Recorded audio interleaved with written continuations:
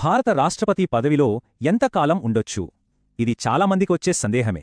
ఈ ప్రశ్నకు సమాధానం మన రాజ్యాంగంలోనే చాలా సింపుల్గా ఒక ఆర్టికల్లో ఉంది. సో ఈరోజు మనం దాని గురించే వివరంగా తెలుసుకోబోతున్నాం. ఇంతకీ భారత రాష్ట్రపతి జీవితాంతం పదవిలో ఉండే అవకాశముందా? ఈ ప్రశ్నకు అవును పాదు అని చెప్పడం చాలా ఈజీనే. కాని అసలు మన రాజ్యాంగం ఏం చెప్తుంది? ఆ వివరాల్లోకి వెళితేనే మనకు పూర్తి స్పష్టతొస్తుంది. సరే, మరి ఆ పునః ఎన్నిక గురించి మన రాజ్యాంగం ఏమని చెబుతోందో సూటిగా చూద్దాం. అసలు విషయం ఇక్కడే ఉంది. చూసారుగా, ఆర్టికల్ 57 చాలా క్లియర్గా సింపుల్గా ఉంది.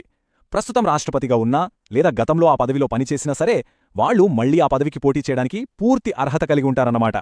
సో ఒక్క మాటలో చెప్పాలంటే దీని సారాంశం ఇదే: భారత రాష్ట్రపతి పదవికి గరిష్ట కాల పరిమితి అంటే టర్మ్ లిమిట్స్ అనేవి లేవు.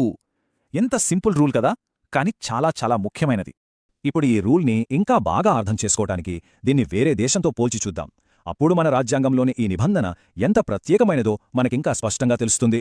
మనందరికీ తెలిసిందే, అమెరికాలో ఒక ప్రెసిడెంటు కేవలం 2 సార్లు మాత్రమే ఎన్నికగాగలరు. అక్కడ చాలా స్ట్రిక్ట్ రూల్ ఉంది. కానీ భారతదేశంలో అలా కాదు. మన రాజ్యాంగం ప్రకారం ఒక వ్యక్తి ఎన్నిసార్లైనా రాష్ట్రపతిగా ఎన్నిక కావడానికి అవకాశముంది. ఓకే, రాజ్యాంగంలో అయితే ఈ రూలుంది. మరి ప్రాక్టికల్గా దీన్ని ఎప్పుడైనా ఉపయోగించారా? మన చరిత్రలో ఇప్పటివరకు కేవలం ఒక్కసారి ఒకే ఒక వ్యక్తి విషయంలో ఇది జరిగింది. ఎవరా వ్యక్తి? ఆయనే మన మొట్టమొదటి రాష్ట్రపతి డాక్టర్ రాజేంద్ర ప్రసాద్. చూడండి, 1950లో ఆయన మన ఫస్ట్ ప్రెసిడెంట్ అయ్యారు.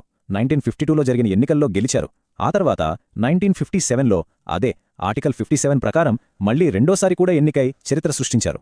చూశారు కదా, ఈ నంబరే అదే చెప్తోంది. ఇప్పటివరకు 2 పూర్తి పదవీకాలాలు సేవ చేసిన ఏకైక రాష్ట్రపతి డాక్టర్ రాజేంద్ర ప్రసాద్ మాత్రమే. ఇంకెవ్వరూ లేరు. సరే, మరిక్కడొక ప్రశ్న వస్తుంది. అసలు మన రాజ్యాంగ నిర్మాతలు ఇలాంటి రూలు ఎందుకు పెట్టారు? రాష్ట్రపతి పదవికి టర్మ్ లిమిట్ ఎందుకు పెట్టలేదు? దీని వెనక ఉన్న లాజిక్ ఏంటి? వాళ్ల ఆలోచన చాలా క్లియర్గా ఉంది.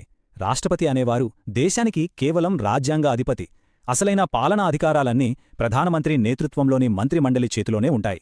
కాబట్టి రాష్ట్రపతి పదవికి పరిమితులు పెట్టడం అనవసరమని వాళ్లు భావించారు. ఈ ఆలోచనకి సుప్రీంకోర్టు కూడా బలం చేకూర్చింది.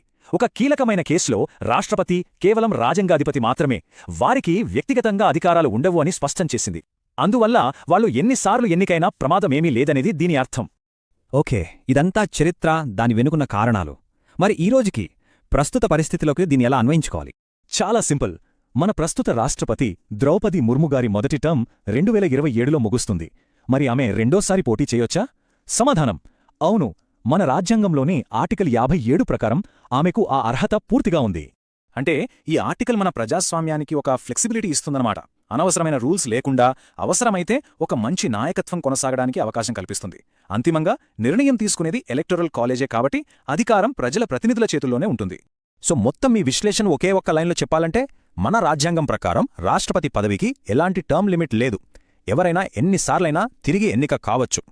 అయితే ఒక విషయం ఆలోచించాల్సిన అవసరముంది.